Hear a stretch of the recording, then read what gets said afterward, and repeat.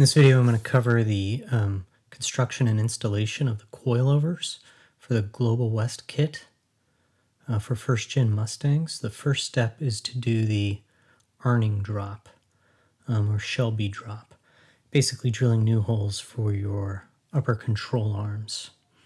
Here are the original holes, and if you're familiar with it, you just mount this plate in there using those original holes. And then you can drill pilot holes for lowering the upper control arm. Now the new holes for the Global West kit are actually 9/16 of an inch. The originals are half. So you'll need a 9/16 inch drill bit. Now I have the dog bone or boss reinforcement plate for the shock towers. And I still had clearance after dropping the upper control arm. You can see there's the original holes, and once you drill those new holes, there is enough clearance to get the upper control arm in, and it can fully articulate. It's tight, but there was enough clearance.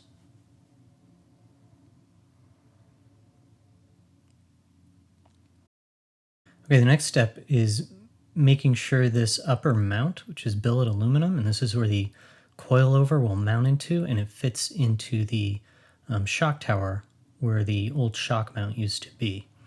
Now you've got to drill out, or at least grind out, those holes to get this to line up. The 3 holes here will line up with the factory holes for the shock mount. But at least in my application, I had to grind them out a little bit so the hardware would fit through. Now I also had to grind my export brace for the bolts to fit through. And on this export brace, well, at least on the upper shock mount here, you have a bar that goes across. So there's a bolt in there, the nut that sits proud on one side and the head of the bolt on the other. And I had to grind my export brace to get that to fit through.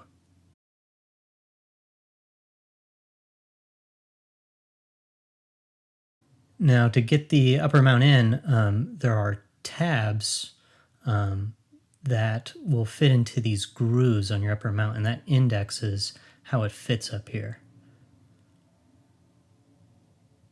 You can see the groove here, and those tabs stick down in, and that will locate this upper mount. And so you'll have to bend those tabs and work them so that the holes in your mount line up with the holes in the shock tower, and also lines up with the export brace. So you got to get those indexed just right. And I'm thinking anyone who installs this kit is going to have an export brace. So you'll need to work to get all of those to line up. Okay, to assemble the coilover assembly, the first thing you need to do is apply some anti-seize. The shock assembly itself is threaded, so you can adjust the ride height. I like to use a small paintbrush, just the $1 throwaway brushes, because anti-seize a little bit goes a long way, and it can get everywhere.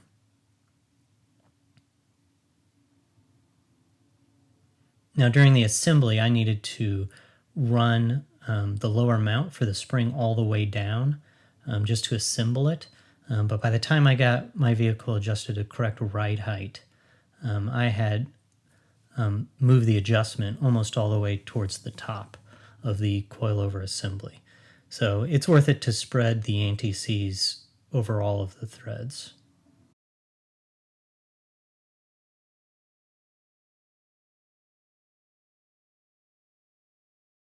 Okay, this is the first piece that's going to go on, and it's actually a locking nut for the lower spring mount.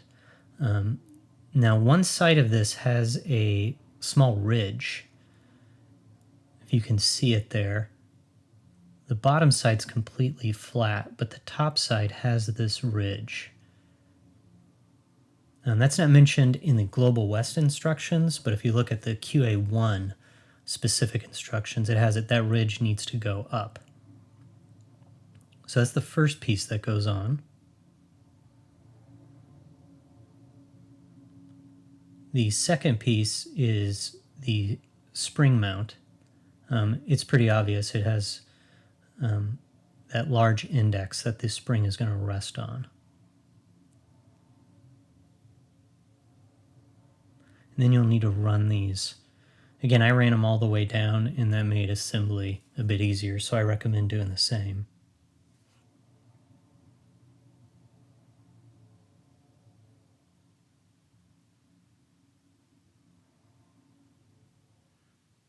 The next piece that goes on is this bearing assembly.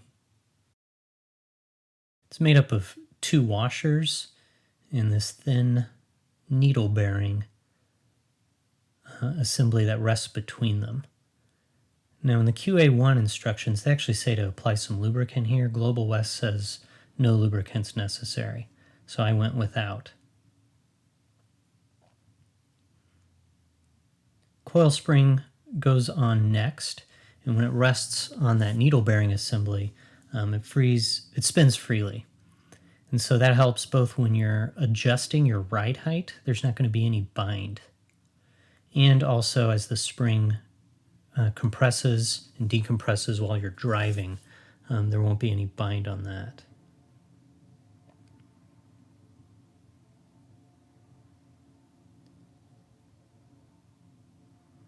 Next, this indexing washer fits over the coil spring. And again, for compression and decompression, I think this helps with removing bind on the spring. So you have the needle bearing on the bottom, and on top that washer, which will locate the next piece, which is this helper spring.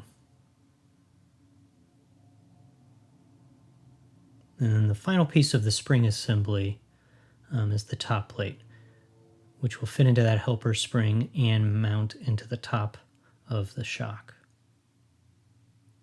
Once you got it on there, you can run the adjustment up so it's all fitting in there snugly.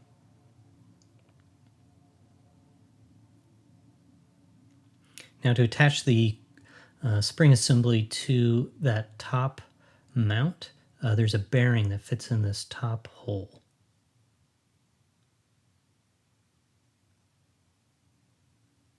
It's like a Heim joint bearing, and it slides right in there.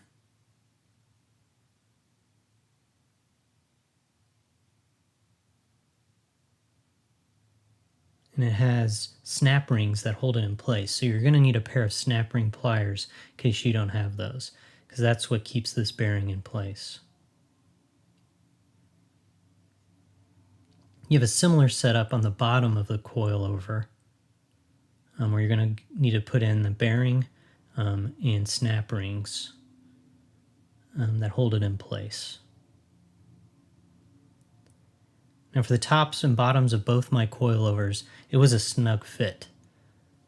I ended up applying some anti-seize here, really just to help lubricate sliding that bearing in, because it was incredibly snug. And I didn't want to apply too much force to get those in. You could use bearing grease or probably anything here. I still had my anti-seize, so I applied a little bit on the coilover assembly and on the bearing, and I found that helped get it together. Now again, it was a really tight fit, so you had to get the bearing centered and started just about perfectly straight for it to go in.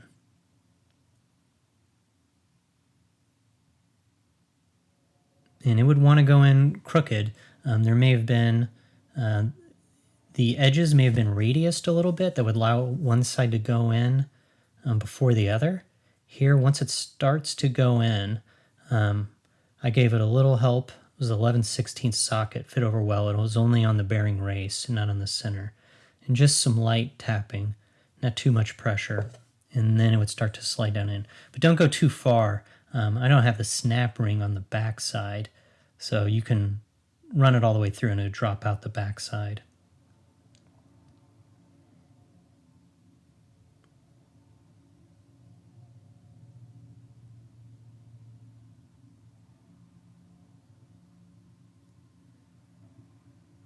So you'll need to get the snap ring installed.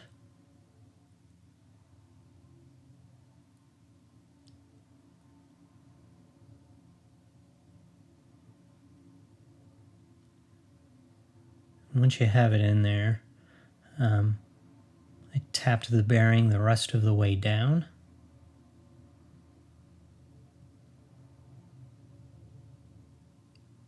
Just light pressure again, till you could see that groove for the other snap ring.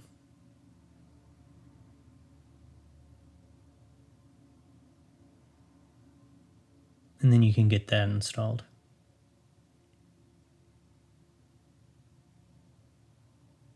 And you want to make sure those snap rings are fully seated. I like to give them a little press, and you'll hear it click once it fully seats. And you want to double check both sides that that snap ring is all the way installed.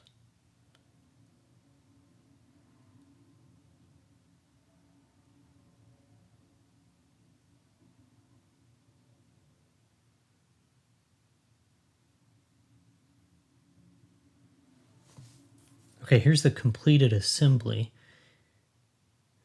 To attach it to the vehicle, this is probably best done as a two-person job because you're going to have to get this aluminum hat up through the shock tower.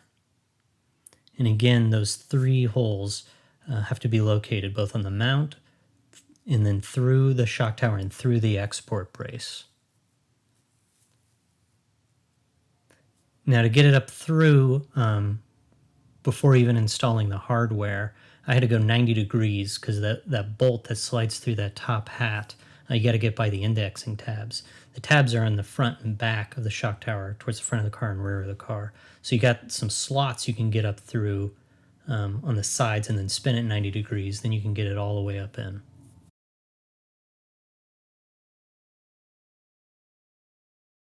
And once you have it centered, you can get that first bolt started. Now the hat's aluminum and the hardware it came with is ARP bolts. So you don't want to get it cross-threaded, and aluminum's soft. So take your time and make sure it starts freely. Once you get the first one started, it's not too bad. I did those 2 outboard ones first. They were easier to reach.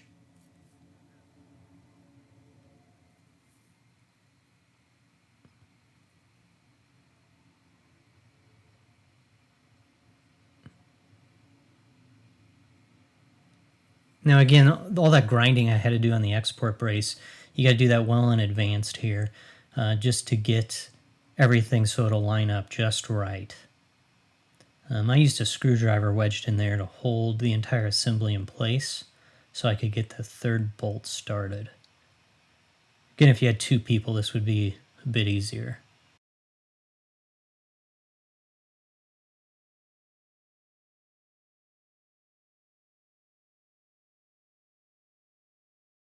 And once you have all 3 started, you can snug them down